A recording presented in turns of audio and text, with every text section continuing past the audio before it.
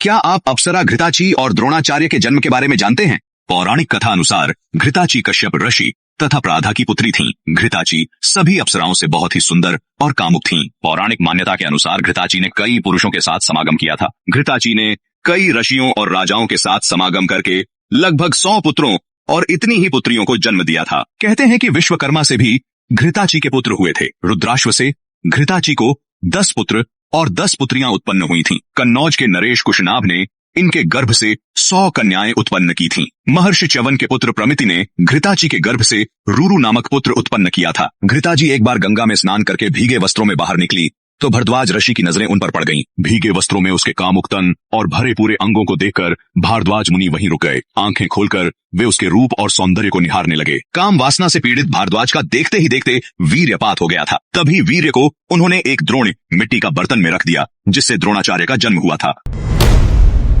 राजा विक्रमादित्य ने गंभीर स्वर में उत्तर दिया, मैं तुम्हारे स्वामी की चुनौती स्वीकार करता हूं। कहो क्या हैं वे 7 गुत्थियां। दूत ने एक चमकीला पत्र सौंपा और धुएं में विलीन हो गया।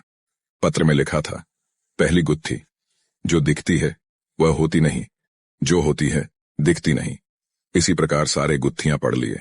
राजा विक्रमादित्य ने अपने मंत्रियों को बुलाया, घोषणा की, मैं स्वयं इस रहस्य को सुलझाने के लिए निकलूंगा। मेरे लौटने तक कोई राज्यसभा का निर्णय स्थगित रहेगा। ये मेरी एकल यात्रा होगी।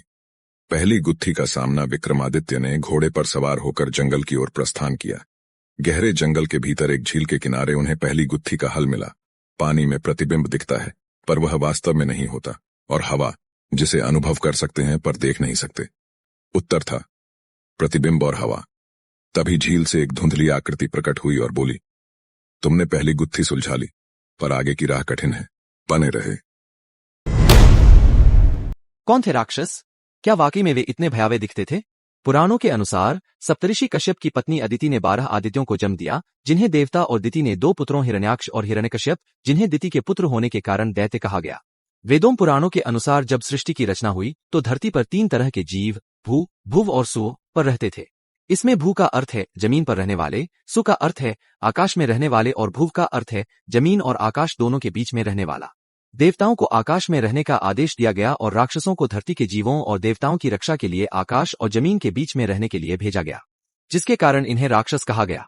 पहले राक्षस धरती और आकाश में रहने वाले प्राणियों की रक्षा करते थे, लेकिन धीरे धीरे इन राक्षसों में अपनी शक्ति और बल का अहंकार आने लगा, जिस कारण इन्होंने देवताओं और जीवों को परेशान करना शुरू कर दिया। उनके इसी प्रवृत्ति के कारण बाद में ये दानव कहलाए। राक्षस का वर्णन बहुत ही भयावह किया जाता है, लेकिन वाल्मीकि रामायण में रावण के सौंदर्य का वर्णन दर्शाता है कि राक्षस सम्मोहक और रूपवान भी दिखते थे।